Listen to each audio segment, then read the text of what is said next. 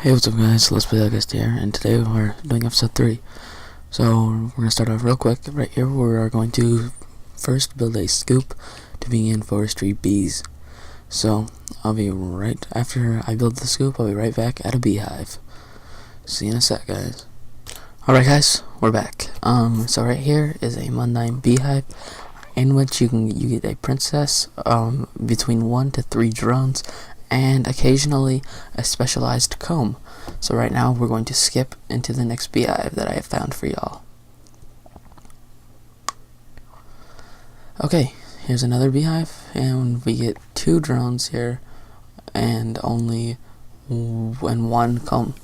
So now we're going, here's another one. This one looks a bit different, so we will get different bees. We're going to get the forest drones, which still produce honeycomb, so that's kind of weird.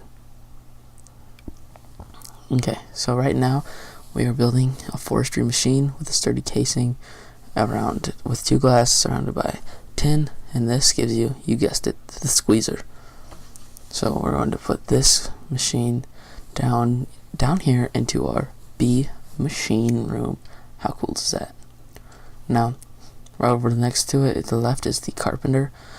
The footage of building that is gone, but it's a quite basic machine. You just sturdy casing and some other basic materials. So I'm sure if you've watched any other Feed the Beast Let's Plays, which I'm sure this isn't the first, you have saw that before. But this squeezer here is used to get seed oil, and you need seed oil to, of course, power some, not power, but it's a ingredient that is needed in some other forestry machines. So right here you can see I'm going to make a Stirling engine. Pretty cool, but I need the Stirling engine to provide, easy to get MJ. So yeah, so to make the Stirling engine you need 3 cobblestone, 2 stone gears, 1 piece of glass, and a piston. Pretty cool. So right here I'm gathering the sticks needed to make the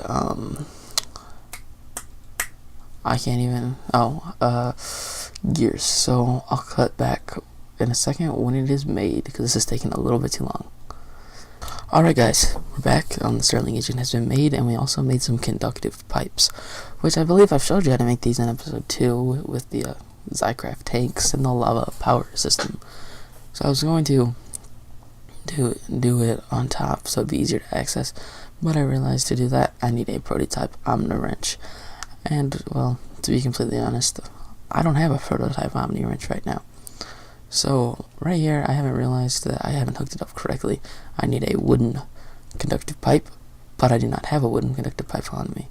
So I see it's not turning on, so I'm wondering, what do I do? Well, once you hook up yourself a wooden conductive pipe, it'll conduct the energy and transfer it into the stone pipes. Now eventually, of course, you would want gold pipes, but I'm going to totally bypass that and just go straight to conduits once I get a decent amount of power going. Okay, so right here I'm getting the redstone needed to make the wooden pipes. There we go, wooden conductive pipes. How cool is that? Okay, so we're going to head down into the bee room, which gets a complete overhaul in the next episode. Oh my god, later this episode, but the bee machines get all revamped, and it just, not the machines, but they stay the same, but the room gets revamped. Like, I deck it all out. So I'll see you in a sec, guys. I'm gonna make a quick cut here, so see you in a sec.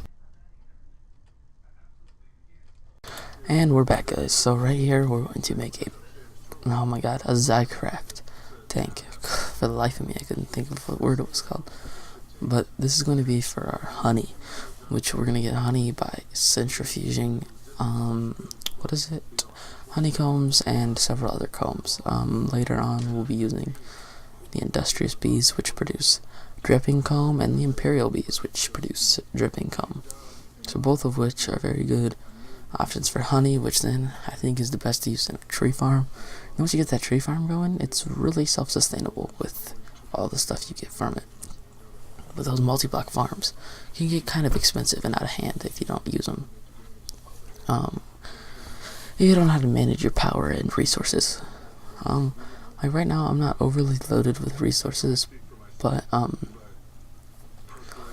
you see, like, forestry and stuff doesn't give you a lot of resources, but it's very fulfilling with the machines you get. But IC2, that you just get mounds and mounds of resources, and you build a gravity chest plate, bam, game over. That's why I'm trying to hold off with doing that in this season. But maybe next season I'll because the new beta packs came out for 1.5 yesterday, and those are pretty neat looking, and I'm trying some of those out. But next season's definitely going to be in 1.5, and I'm not going to update this world until next season. So I say when we get self-sustaining ores and everything is 100% self-sustaining, that's when we'll move on to 1.5. So we're hooking up the valve right here, and yep, we're gonna get some piping going in. This is stone waterproof pipe, and then this is this. So right now, use the centrifuge, and centrifuge to combs the drops, which then you squeeze into what is it? Liquid honey. So that's pretty cool. So right here, we're going to turn on our biogas. No, our Stirling engine. I'm getting a little confused because I know what's going to happen, and you probably know what's going to happen too. But so this is all going to get centrifuged, and I'll be back in a second. Okay guys, we are back, and right here we're building a biogas engine. So that's pretty neat. Now these engines are pretty cool because they can work off anything. They can work off I believe they can even work off water, which is interesting. Is if you get a lot of these engines and you hook them up to an aqueous accumulator, you could essentially get free energy. So I'll definitely be looking into that because that sounds pretty cool. Also, you guys may be wondering why this video's taken so long, and the answer to that is, well, it's kind of a secret, so I'm not going to give you too much info on it. But I'll give you the hint that it's a new series, and it's going to be very, very cool, and it's going to take a while to make an episode. Well, I'll go ahead and tell you, it's going to be a vanilla let's play. That's cool, don't you think? I know a lot of us people that do mainly Feed the Beast stick with Feed the Beast, such as Direwolf20 and even Hypnotized, and a lot of the Hermitcraft fellas have essentially quit vanilla Minecraft, but I think Feed the Beast just makes vanilla funner. I mean, because you play Feed the Beast, and then you get your flux capacitors and all that stuff, and then it's easy. But then in vanilla, you can just simply sit down, just slap at some stone. So I think vanilla's here to stay. I think the mods are always going to be popular, but Feed the Beast will come and go. I mean, for a while it was Tech It, and so eventually Feed the Beast, and for me at least, it's probably going to go away. So I don't know how you guys feel about it, but like Direwolf20 though, he's been doing mods for like 2 years, and I don't think he's ever uploaded a vanilla Minecraft series. I don't even know if he knows about the horses and even keeps up with the Minecraft. I mean, he treats Feed the Beast as a different game, in my opinion. So we're trying to, in this system, we got it all hooked up. So we're going to show you back here. We used some micro blocks to stop the wires and piping from connecting to each other, which is a good idea because, yeah.